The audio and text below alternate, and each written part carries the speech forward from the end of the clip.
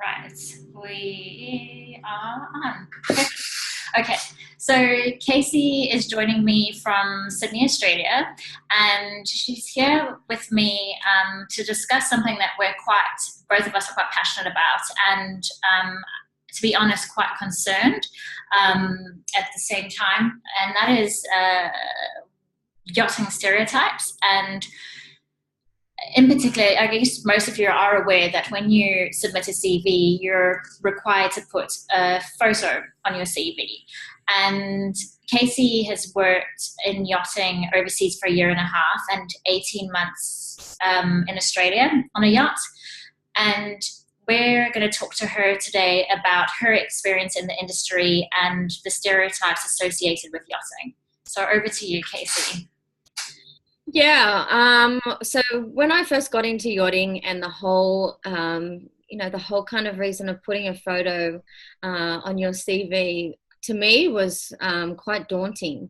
It was something out of the ordinary, I must be honest, because I worked in an office job before I found yachting for 10 years. One solid job, that was it. So I only literally had to do my resume once and send it out to someone. And there was no word of it having to have a photo on there. It was literally based on your experience, and that is how you got a job. So people would look at your CV and say, okay, this is, the qualifications that you have. This is where you went to school. This is where you've studied.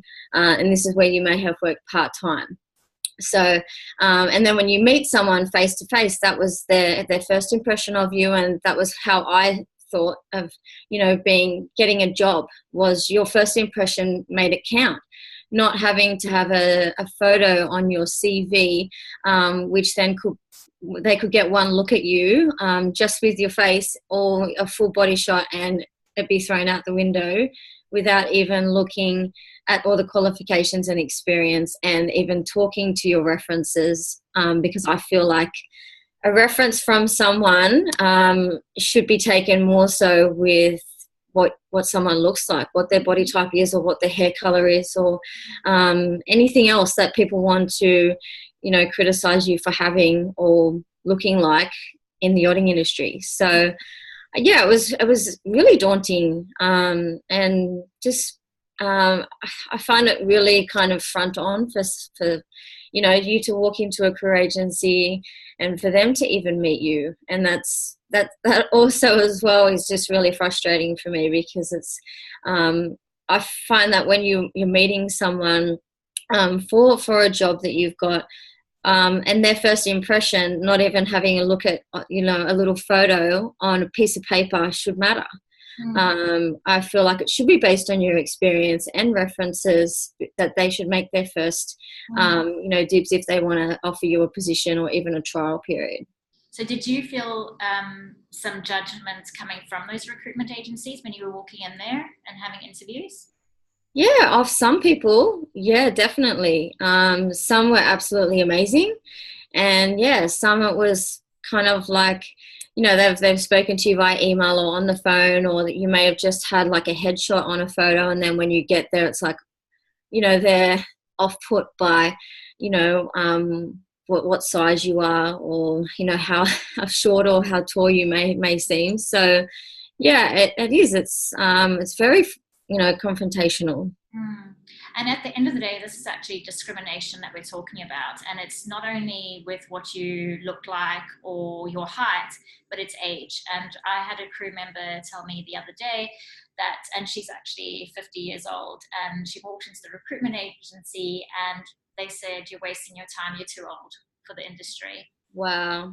She's actually got a job in the south of France since, and she scored 99% for her exam in New Zealand, in Nelson.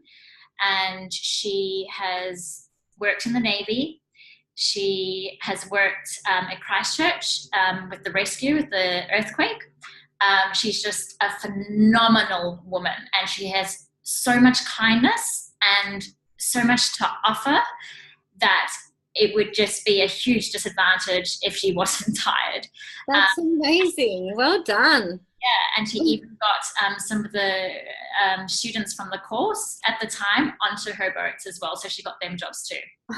It's just amazing. So yeah, unfortunately, there is a lot of discrimination in the industry, and I think that the industry is losing out big time on quality crew, because I know how hard it is to find quality crew. So I think they really need to take a hard look at themselves and realize what they're actually missing out on.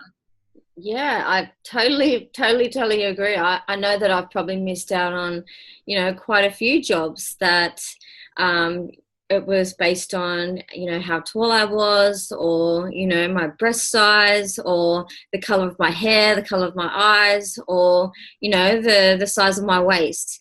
So, yeah, I'm not a size 2, and, you go to some yachts and stuff like that, and the size uniform that they have is nowhere close to what I would be able to fit into. It's like they don't stock them or something, and which is really strange to me, because I have so much to offer. So, and I now realize they missed out. So, and that is you have to have that strong mindset. And at the time I didn't. I was kind of like, it was like a why me, why me.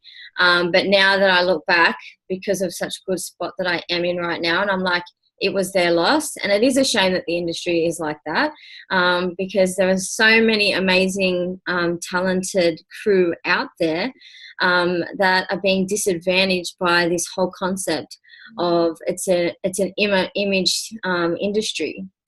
And yeah, that's really disheartening to a lot of people. So from your experience, to close off, what advice could you give to others who are potentially experiencing the same thing that you went through?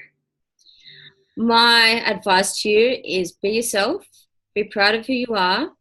Don't let anyone, make you feel like you are worth nothing, or you are not deserving of the job. There are so many boats out there, and there are other boats that are going to be worth your time and are going to get more value out of your dedication and your drive to the job. So keep on going, keep on looking for that job. Trust your gut instinct. That is a very powerful thing. If you show up for an interview and something feels off, it's not right. It's not right for you.